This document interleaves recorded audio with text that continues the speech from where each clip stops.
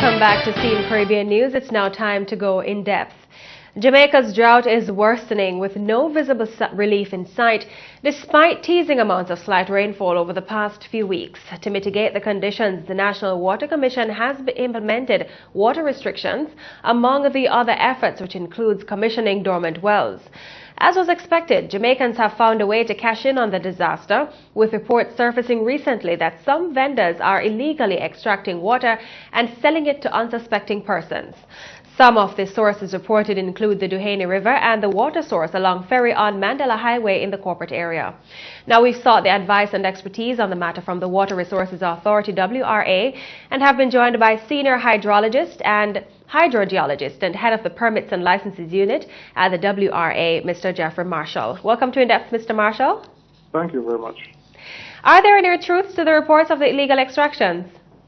Yes, there are truths to the reports of illegal abstractions. There are many persons who will just drive. If they have a truck, they'll drive and just take water from a river. If they have access to the river source on the road, they'll just put in, pump, and go about their business. Where are the more common areas being targeted for extraction? I wouldn't be able to say off the top of my head. I personally know that people abstract from. I've seen people abstracting from the Ferry River by the Mandela Highway, and I know that people abstract from over in Spring Garden River in St. Catherine. I've seen people taking river waters from rivers near Ocho Rios. But generally, anywhere where there's easy access to a spring or a river, you might see truckers coming in and just putting their hoses in there and pumping up water to fill their trucks. Sometimes. What are the sanctions in place for persons caught illegally extracting water from any source? The Water Resources Act prescribes that you need to have a license to abstract water from any source. And breaches of the Water Resources Act are punishable by a fine of not more than $50,000 or 2 years imprisonment. As that was coming from the Water Resources Act that was written in 1995. And are these acts being enforced? They're enforced whenever we can. I mean, because you have to enforce acts, you have to go to the RM court, and the Water Resources Authority. We'd have to go take a lawyer, go to the court, and find the abstractor. So it's a bit hard at times to enforce the law. So we monitor as far as we can. We respond to reports of illegal abstractions, and we try to regularize abstractions, tell the people what they need to do under the law to become in accordance. So in that case, we are enforcing. In that sense, we are enforcing it. It's a bit difficult to find persons that put people in prison like that, because as you can see that the stated punishments are a bit lenient comparatively to when it was written. Now, are there sanctions for persons who are caught purchasing the illegally drawn water? No, there are no sanctions on persons caught purchasing illegally purchased water, because a lot of times people wouldn't know that the water was illegally abstracted. But the danger is that when the truckers may take water from these sources, there are no controls on the water quality in that source. You don't know if the water was treated. You don't know if there are any contaminants in there from bacteria or from chemicals or from whatever. And so you just don't know what the source of the water is or how it's been treated. And that is a danger that the consumers should be aware of.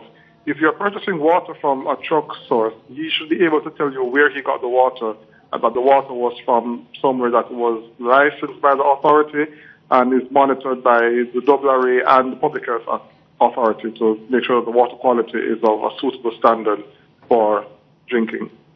Now, in a scenario where the trucker is commissioned by a person or an entity to extract that water illegally, will both persons be charged, or just the trucker that extracted the water? It would be the entity, the person who is responsible for taking out the water. Now, what is the route that should be taken for a trucker and or a company to extract water? Anyone who wants to abstract water from any source in Jamaica, any freshwater source or groundwater source in Jamaica, needs a license to abstract.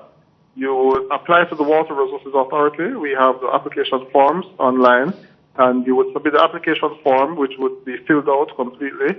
You'd also submit the application fee of $15,000, along with a map of the area and the location that you want to measure, that you want to abstract from. And you would also have to show either proof of ownership of the land or right of access, and the landowner has a letter granting you right of access to go on the land.